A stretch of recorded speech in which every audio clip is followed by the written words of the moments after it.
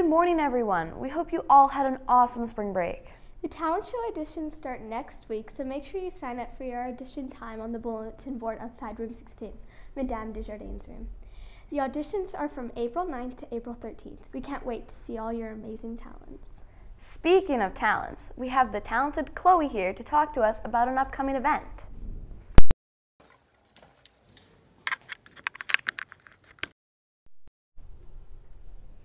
In 2007, 2 students in Nova Scotia saw a student being bullied for wearing a pink shirt. That night, they bought 50 pink t-shirts and handed them out the next morning at the high school. They wanted to send a clear message. At our school, we stand up to bullying. We want to honor their story by celebrating Pink Day. Golden Gate should be a safe place for everyone, students and staff, no matter their gender, race, whom they love, or what they wear, deserve respect.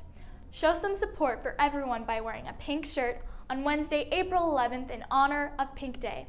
There will be prizes for the person who is most pinked out, a bake sale to raise money, to buy books that celebrate diversity, and giveaways for people who wear pink.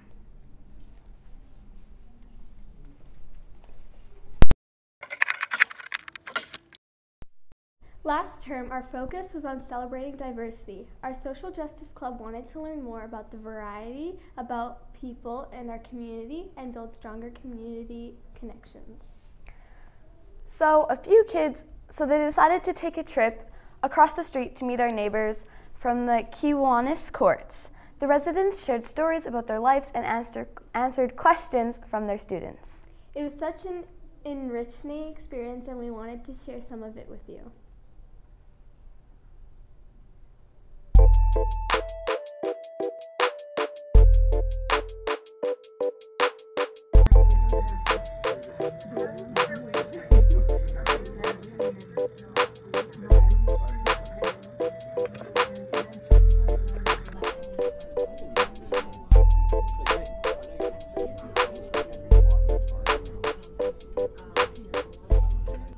Before this, me and Julia were just like overthinking everything because we wanted to be respectful, but we also didn't want to treat them like too fragile, because like we know that they're just humans, and so it was like difficult at first, but then like actually getting to like talk to them, they're really nice. You'll find out so much like so many interesting things about them, and it's like fascinating. Like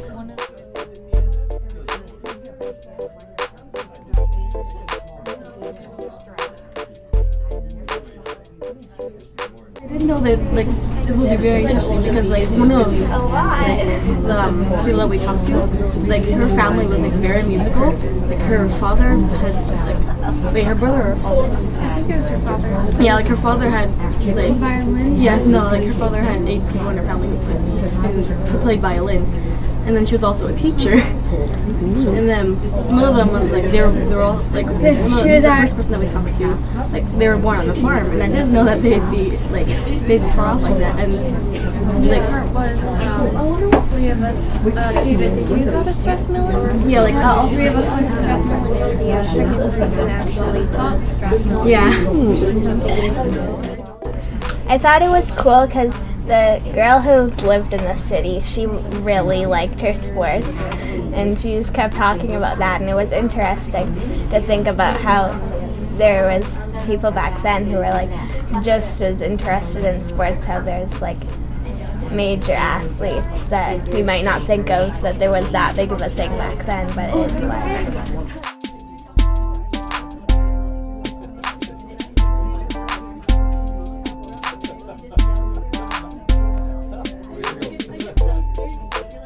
The biggest difference I saw was like technology, because I didn't realize that they didn't have like microwaves and stuff like that. Because it's like, you just think about it and you don't really think about that every day because of the stuff we have now. What I experienced was the change of scenery and how the world kind of worked. Because the last person we talked to, she had to carry a little gas mask for bombings. She lived in England, and they had to do bombing drills, and there was in their school, and then they had to have little shelters in their house, and now we don't have that, which is I'm thankful for.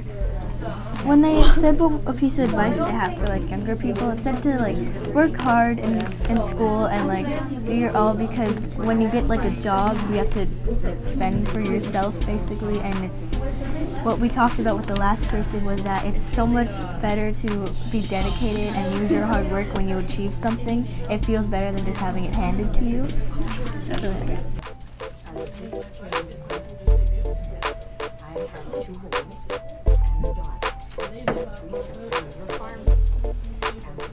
we all had a pretty similar point of view.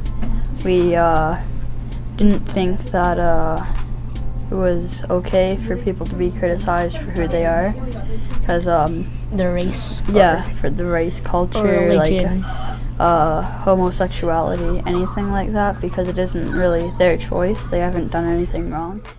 We both thought that, like all three of us, that there's only like literally one race, because it's human race. Yes. We're all humans, and there's no right to discriminate each other.